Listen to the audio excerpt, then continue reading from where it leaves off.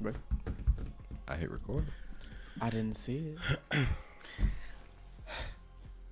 So we're going to be getting right into the award winners of last season. First and foremost, we're going to start off with the Coach of the Year, Monty Williams. What are your thoughts?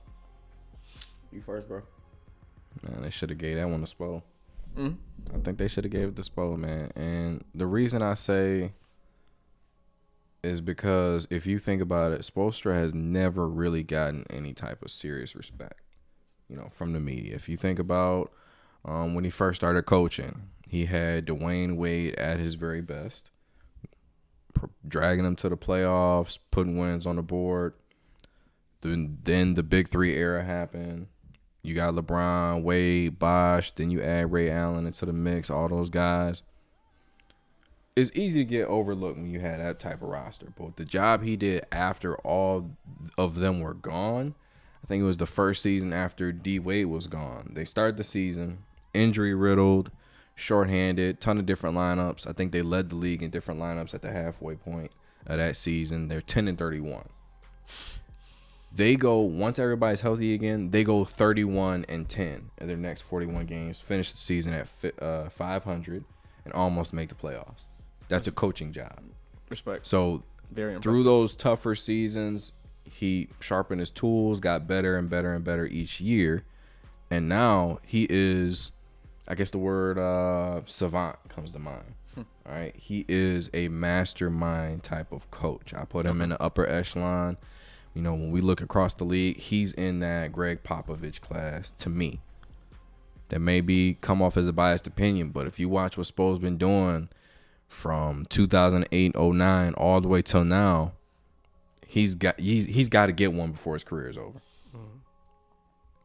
Tommy? I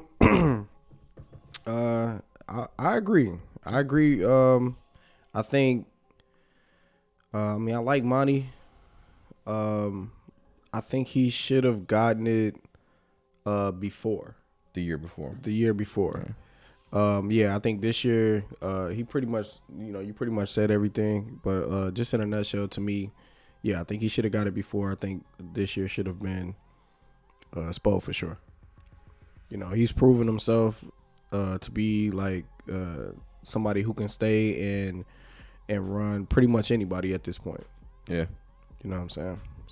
Right on. Moving on up to the most improved player of the year. We got Ja Morant. That was a big one. Yeah. That was a big one that everybody was kind of going back and forth about. I know the Warriors wanted, was it Jordan Poole? Yes.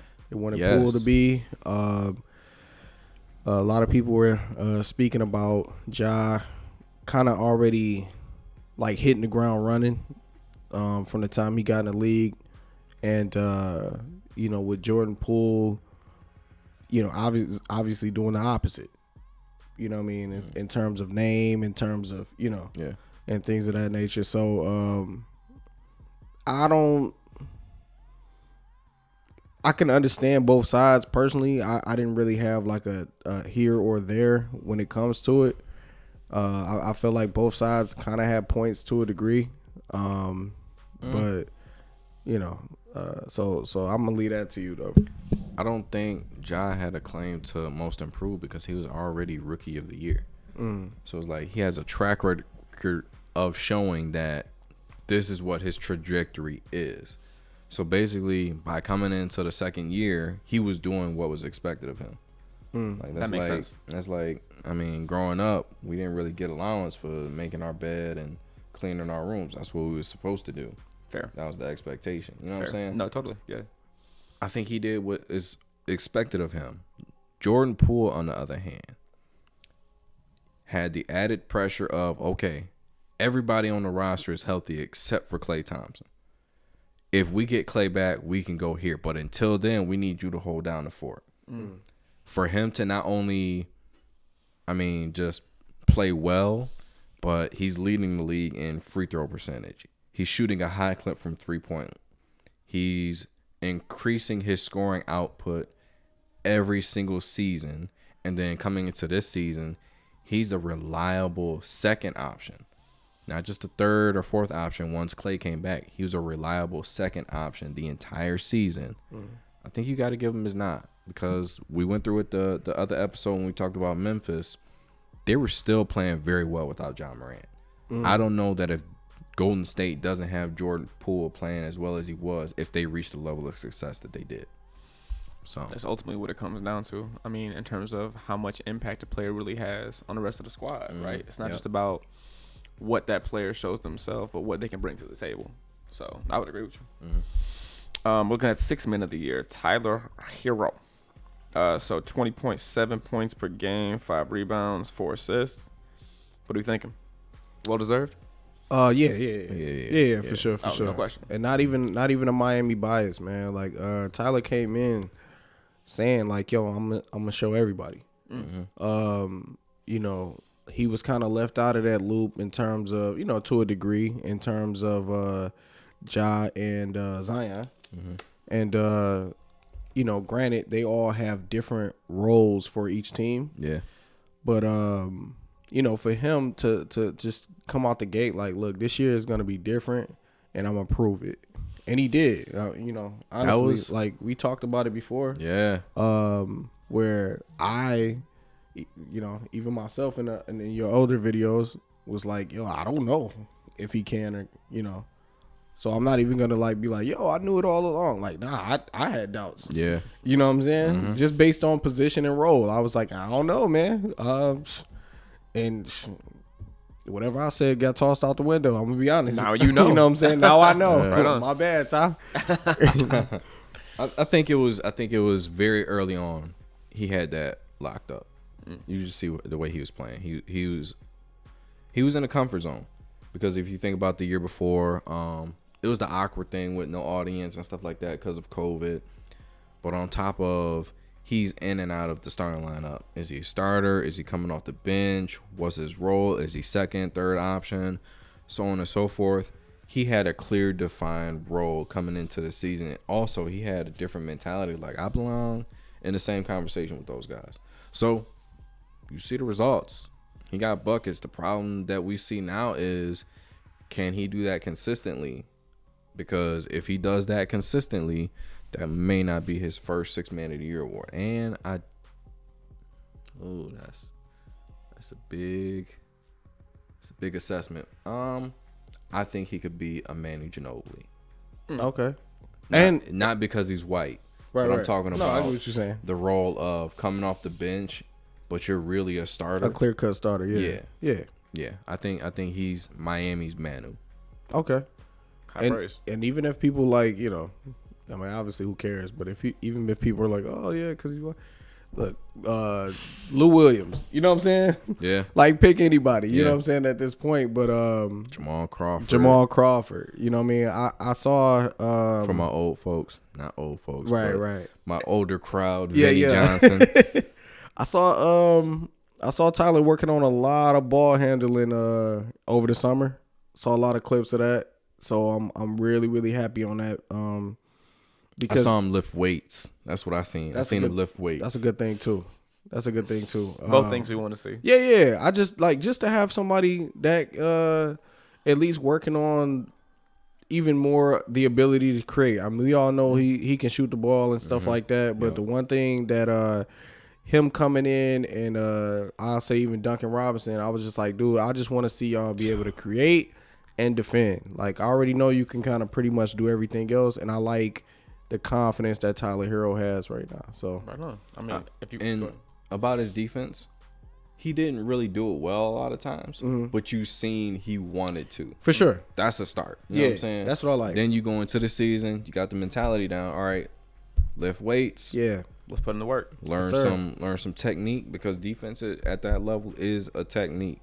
I mean, ask guys like Tony Allen, Bruce Bowen, even Avery Bradley. Even though he doesn't get much playing time in LA, he is still one of the best on-ball defenders in the league. Drew Holiday, guys like that, they'll tell you it is a very technical skill or technical art to play defense at that level. So if Tyler wants to get anywhere close to that, he's on the right track. Right on. For sure. All right, so let's talk about the Rookie of the Year. We got Scotty Barnes out of Toronto. 15 points a game, 7 rebounds, 3.5 assists, shooting almost 50%. That's your boy, right? Yeah, it wasn't mad about it, man. I mean, to be honest, like the rookie of the year race last year was all right for me. Like Him and Evan Mobley. Like either one, and I won't go into like the MVP situation, but that like either one wouldn't have been a problem for me. You know what I'm saying, in terms of what they were doing and how efficient they were doing it. You know what I'm saying? So like I'm just happy. I mean, I'm happy for him, but I'm also happy for the direction in the league is going in terms of these guys stepping into it like that. So I think the race came down to Evan Mobley missing a handful of games later in the season. If he doesn't miss those games, does Scotty Barnes still get Rookie of the Year? I don't know, but I do know. Let me put it to you like this, okay? I do FanDuel. I can pencil Scotty Barnes in for 14, 4, and 4 at minimum. That says a lot for a player that young. Say you know exactly what you're gonna get from him every single night, and it's just his first year in the league. Then he goes back, starts retooling. You see him at Rico Hines runs, going head up. I mean, I don't think I've seen a single clip, and I'm sure they're probably out there, but from what I've seen, I don't think James Harden got a single bucket on him. He was hungry. That's defense. It's defense, and this is summertime. So you talking about James Harden been putting in work, and he trying to show, all right, I'm coming back, and then you just put the handcuffs on him. That's tough. That's tough. I'm excited for what Scotty Barnes brings to the table. He's a mixture of Kawhi Leonard and what Kevin Durant does. Wow. He's a mixture. Because Kawhi is very you don't see Kawhi do anything too fancy or outlandish. He stays to what he knows best. He stays very disciplined. And then over the summer, what I've been seeing from Scotty Barnes is get a little more adventurous with his offensive game. So I think I want to see if that's what it's going to turn out to be. But from what I've seen this summer, that's the mixture that I'm getting from him. That's a serious threat. Yeah, that's a demon love child. That's what that is. Right on. So, defensive player, we got Marcus Smart out of Boston. Allegedly. So I see. His words. All right, let's talk about it. 12 points, about 4 rebounds a game, about 6 assists. Not averaging, not even half a block. Do you know where I'm gonna go with this, Tommy? Do you know who my choice for should have been? No. Okay. Oh no, let me in, man. Okay, let's talk about this. Philadelphia, they go to Miami. Who's guarding Joel Embiid? Bam, right? Okay, so pick and roll. Somebody switches. Who's guarding James Harden? Bam. Okay, Brooklyn, they go to Miami. Who's guarding Kevin Durant? Bam. Switch happens. You got a big on a little. Who's guarding Kyrie? Got Big Bam. Okay. Boston. Switch happens. Who's your best option? Guard Jason Tatum. I would say Bam. Okay. And you're guarding Robert Williams. I would assume that's Bam, right? Pretty much. Okay. Lakers, they come to town when Anthony Davis isn't on an off day. Who's guarding Anthony Davis? Oh, we got Bam. Okay. Milwaukee Bucks, they go to Miami. Who's guarding Giannis? Do you see a trend here? I've named 5 different positions. 5 different positions, and my best option 9 times out of 10 is gonna be Bam. Right. And not only that, he's their rim protector. So you get a switch. He's on the perimeter. Somebody drives baseline or whatever. He still has to come back and make the block. And not only does he do it in the regular season, we've seen him do it in the playoffs and in the NBA Finals. Consistently. Marcus Smart, we talked about it. He leads the league in flops. Bruh. His fines is in the negative balance. Oh, that was the fine? Yes. Wow. come on, man. Like, Bam guards 1 through, and I don't mean, see, everybody throws that around like he can guard 1 through 5, but no, can he stop him? That's a different conversation. Right. That's a different conversation that everybody keeps having. He can guard. Okay, I can guard 1 through 5, but I'm not in the league. Why? Because everybody gonna get buckets. Right. That's the conversation. Can I stop these guys from getting buckets? Fair. Bam can do that, and very, very effectively too. And I'm talking about a whole series. Think about it. He's gone head to head with Embiid multiple times. He's gone head up with Giannis multiple times, and he still has to produce on the other end of the ball. That's a tall order for him to have to do that night in and night out and not get anything for it. Because think about it. We had the conversation about Spoelstra. How many times has the league looked at Miami to give an award out? Twice. Yeah. Both went to LeBron. Why? Because the best player in the league was in Miami. That's the only reason. They're not too typical on giving Miami awards. I don't know why, but I don't know too many better executives. I don't know too many better coaches, and I don't know too many better cultures. And now you got a perennial defensive player of the year candidate every single season. And he should have 2. He should have 2. Not last year, this past season, but 2 years ago when they went to the bubble and everything like that. He could have got it then too. I think that one went to Rudy Gobert. Allegedly. Come on, man. Y'all got to stop dancing around Miami. Stop tiptoeing. Give these boys their awards like they deserve them. Hey, fair enough. You feel the same way? I'm with it. That was all him. Okay. Hey, that was it. I was gonna say clearly he feels very strong about this. Yeah, I couldn't find fair enough in your Apple Music. Don't mind her. Yep. Siri loves to chime in on topics that she finds appealing. Man. No, she chime in on bro's passion every time. Yo, she really does. Yeah, I think she senses the elevation, like in his inflection, you know. For sure. The aggression, and she's like, oh, what? Can I help? May I assist? Nothing to say about Marcus Smart though. No. Yeah. So last but not least, the MVP. So we're talking about Joker, yeah. Nicola. Oh my goodness, about 68. Wow, almost 60% field goal percentage. 27 points a game, 13 rebounds, nearly 8 assists. That's a quality player right there. That's what do you think about this, Tommy? The back and forth between him and what was it, Embiid? Yeah. Last season. Well, first let me say this before I say that. When it came to him, Joker, Embiid, and Giannis, for me, kind of how I felt about most improved player in terms of that, I wasn't gonna be upset if any one of them got picked. To me, they were like kind of clear cut to me, and if anybody kind of wavered in one direction, I would have been all right. So like in terms of him winning, I'm cool. I've heard like now cross out Giannis and the back and forth between him and Embiid. I spoke with a lot of people and they were talking about, oh well, he averaged more blocks. Well, Joker averaged more steals. You know what I'm saying? And that's for somebody who, they consider slower. Yeah. And can't, it's not to say that you gotta like, man-to-man lock somebody up type stuff, but you get what I'm saying. Yeah. Just being there, whether it's passing lanes or otherwise. Embiid averaged more points. Joker, I believe, had a little bit more rebounds. I think they were kind of close in terms of that. I think like they were kind of just yin and yang to me. So it was like whatever your That's ironic. play style, yeah, it's very.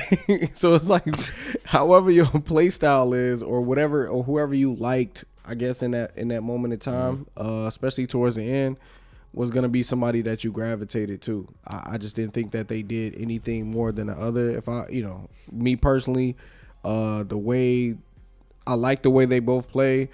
I think the way that Joker distributes the ball and everything else, I think I leaned a little bit more towards him when the argument was about Embiid's players. I was like, bro, like, okay, well, Joker's top 2 other guys aren't even there.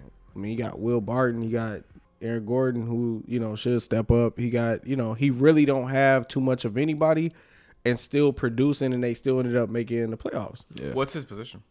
Center.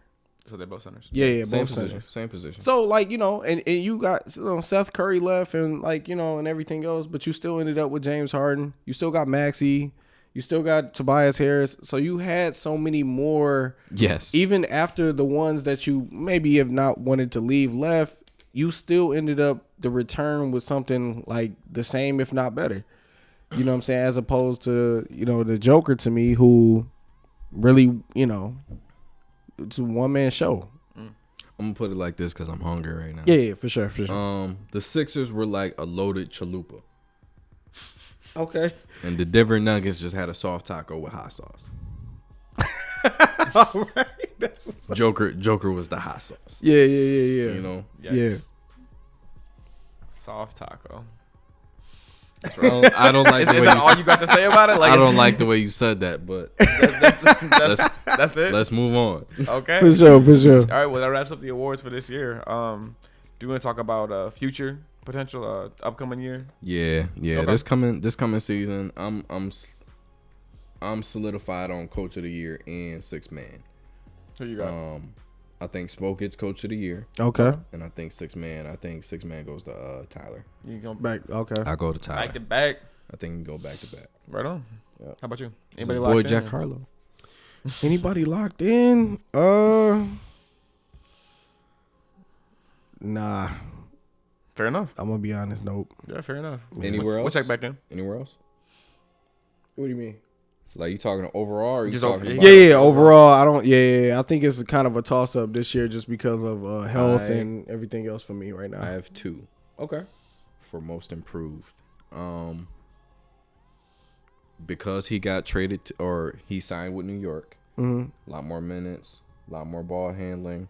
I think Jalen Brunson's going to be in that argument for most improved. Okay. Just natural that, you go to a new team, get more minutes, more touches. That's just bound to throw you into that conversation. Also, Darius Garland.